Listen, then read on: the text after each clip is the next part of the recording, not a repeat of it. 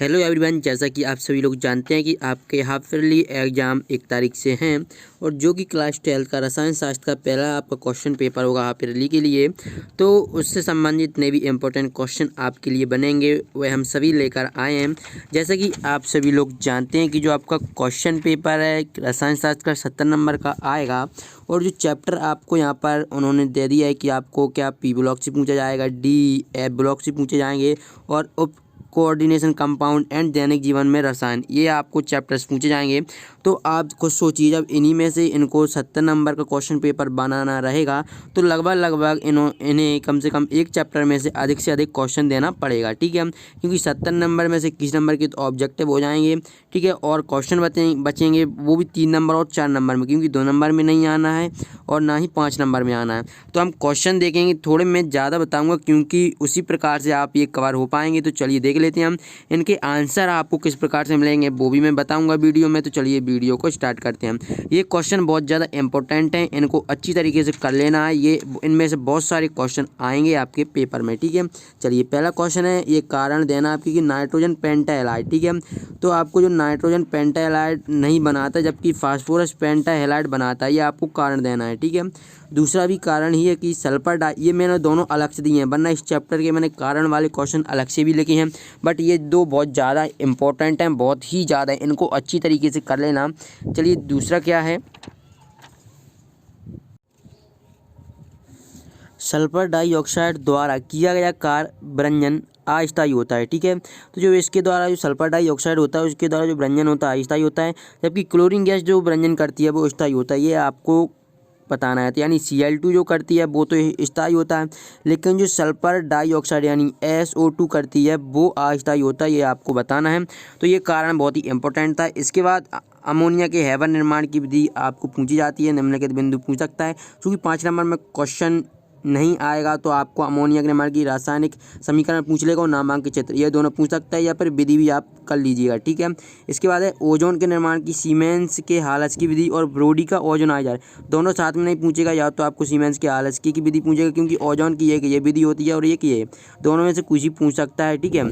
और ओजोन क्या है, ओजोन की गुण भी पूछ सकता है, वो मैंने नहीं लेके हैं, वो आप कर सकते हैं, का वर्णन करना है, ठीक है। चलिए इसके बाद नेक्स्ट है कि आपको बताना है कि प्रकाश, जो प्रश्न है श्वेत फास्फोरस एवं लाल फास्फोरस में अंतर लिखना है, ठीक है। वेरी इंपॉर्टेंट है, श्वेत फास्फोरस एवं लाल फास्फोरस में अंतर। इसके आंसर चाहिए तो आप गूगल पर SKT सर्च कर सकते हैं, ठीक है, या फिर आपको मैं गूगल पर SKT करेंगे तो वहाँ पर आपको मिल जाएंगे इसके आंसर से बहुत ही जल्दी। इसके बाद नेक्स्ट है कि फॉस्फीन बनाने की प्रयोगशाला विधि का आपको सचित्र वर्णन करना है। तो आपको फॉस्फीन जानते हैं कि pH4 का आपको सिर्फ pH3 का बनाना है, किस प्रकार से आप इसको बनाएंगे, और सल्फ्यूरिक अम्ल बनाने की संपर्क विधि लिखिए, ठीक है। तो जो सल्फ्यूरिक अम्ल बनाने की आपको चित्र आप अच्छी तरीके से कर लीजिए, वो 3 अंक का अकेला भी पूछा जा सकता है। तो आपको सल्फ्यूरिक अम्ल बनाने की विधि का अच्छी तरीके से कर लेना। इसके बाद नाइट्रोजन परिवार के हाइड्राइड का निम्न बिंदुओं के आधार पर करना। देखिए इसमें बहुत सारे और भी बिंदु होते हैं, लेकिन जो इंपॉर्टेंट हैं वही मैंने दिए हैं। जैसे इसमें स्थायी था वो मैंने नहीं दिया है क्योंकि वो इतना इंपॉर्टेंट नहीं है, लेकिन जो दिए हुए हैं वो बहुत ज़्यादा हैं, जैसे नामवत सूत्र। तो नाइट्रोजन परिवार के आपको जितने भी नाइट्रोजन है वो आपको नाइट्रोजन परिवार में जितने भी तत्व हैं वो आपको कर लेना है। फिर उसके क्षारीय गुण बताना है, अपचय गुण बताना है, गलनांक और क्वथनांक और आबंध कोण या बंध कोण भी कहते हैं। ये सिंपल क्वेश्चन है कि आप नाइट्रोजन अपने समूह के अन्य तत्वों से किन गुणों से भिन्न है और क्यों, ठीक है। तो ये आप कर लीजिएगा। और इसके बाद फास्फोरस की ऑक्सी अम्लों की सूत्र संरचना है, ये वेरी दोनों ही इंपॉर्टेंट है, ये आपको कर ही लेना है, ठीक है। देखिए इसमें से अभी मैंने जितने क्वेश्चन बताए हैं उनमें से देखिए ये सबसे ज़्यादा पहला दूसरा बहुत ज़्यादा इंपॉर्टेंट है, ठीक है। और तीसरा भी अमोनिया के निर्माण की हैबर विधि बहुत ज़्यादा इंपॉर्टेंट है, पर इसमें फॉस्फीन और सल्फ्यूरिक को, ये तीनों आप कर सकते हैं ये वाले, ठीक है। और ओजोन क्या है, ओजोन के उपयोग पूछ सकता है आपको, ठीक है। इसके बाद अगर आप यहाँ पर आते हैं तो यहाँ से आप ये फास्फोरस और सल्फर के ऑक्सी अम्ल अच्छी तरीके से कर लीजिए, ठीक है। तो ये आपको अच्छी तरीके से कर लेना और ये आप पढ़कर जरूर जाइए, नाइट्रोजन अपनी समूह की अन्य तत्वों से गुणों में क्यों भिन्न रखता है। देखिए मैं ये आपको पूरा के थोड़ा ज़्यादा क्यों बता रहा हूँ, क्योंकि आपका 70 नंबर का पेपर बनेगा। अगर आपका हाफ ईयरली जैसे होता है, जैसे कि आपने पिछले साल का पेपर देखा होगा, तो उसमें लगभग 80 से 85% कोर्स आता था, लेकिन यहाँ पर क्या ओनली वो 30 या 35% कोर्स देंगे, तो लगभग उसमें अधिक क्वेश्चन देंगे। तो आपको अच्छी तरीके से तैयारी कर जाना है। नहीं अगर 3-4 क्वेश्चन बताना होता अगर तो वो भी बता देता, लेकिन क्योंकि अगर उतने क्वेश्चन बताए और उससे ज़्यादा क्वेश्चन आपके बोर्ड पर पेपर में पूछे गए, पेपर जो आपका हाफ ईयरली होगा, तो फिर क्या मतलब रहेगा, ठीक है। तो ये आप यहाँ से देख सकते हैं कारण देना है, वेरी वेरी इंपॉर्टेंट। यहाँ पर मैंने लिख दिया है कि अमोनिया एक लुईस चार है, आपको बताना है। सभी जानते हैं NH3 जिसमें जो नाइट्रोजन होता है वो एकाकी इलेक्ट्रॉन देता है, इसलिए लुईस के अनुसार ये इलेक्ट्रॉन दाता लुईस चार कहलाते हैं, ठीक है। इसके बाद है फास्फोरस अम्ल द्विचारकी होता है, क्यों होता है आपको कारण देना है, फास्फोरस, ठीक है। उसके बाद है H2O, तो यहाँ पर ये H2O और H2S प्रबल की अपेक्षा H2S प्रबल अपचायक है, क्यों ये आपको बताना है। H2O उदासीन होता है जबकि H2S दुर्बल अम्लीय होता है, क्यों। हैलोजन कम गलनांक वाले होते हैं, आपको ये कारण देना है। हाइड्रोजन फ्लोराइड हाइड्रोजन आयोडाइड की तुलना में दुर्बल अम्ल होता है, क्यों होता है, ठीक है। तो आपको बताना है जो हाइड्रोजन फ्लोराइड HF होता है वो HI की तुलना में दुर्बल अम्ल होता है, क्यों होता है। चलिए इसके बाद नेक्स्ट है अंतर हैलोजन यौगिक क्या होती हैं, ये कितने प्रकार की होती हैं। इनके आंसर आपको लिंक मिलेगी डिस्क्रिप्शन बॉक्स में, वहाँ से आप जा सकते हैं, आंसर आपको वहाँ पर मिल जाएंगे, ठीक है। अगर कोई दिक्कत आए तो आप हमें कमेंट बॉक्स में बता सकते हैं, ठीक है।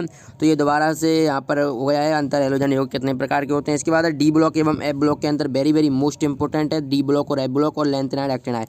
इसमें से आपको ये तीनों अच्छी तरीके से कर लेना है, इनमें से आपको 1 या 2 क्वेश्चन मिल जाएंगे, ठीक है। चलिए इसके बाद नेक्स्ट है संक्रमण तत्व क्या है, इनकी विशेषताएं आपको लिखना है, फिर आपको कारण देना है। देखिए ये हमेशा 2 नंबर में पूछे जाते थे, बट अभी जो आपका चेंज हुआ है स्लेब ब्लूप्रिंट, तो इसमें आपको 2 नंबर का क्वेश्चन नहीं पूछा जाएगा, बट ये ऐसा कर सकते हैं कि आपको 2 क्वेश्चन दे देंगे 4 नंबर का। तो जैसे कि मान लीजिए आपको संक्रमण तत्व की गलनांक एवं कितना उच्च होते हैं, एक ये हेडिंग डालकर दे दिया और दूसरा ये, तो ये 4 नंबर में पूछा जा सकता है। दूसरा है संक्रमण तत्वों के आयन रंगीन होती है, क्यों।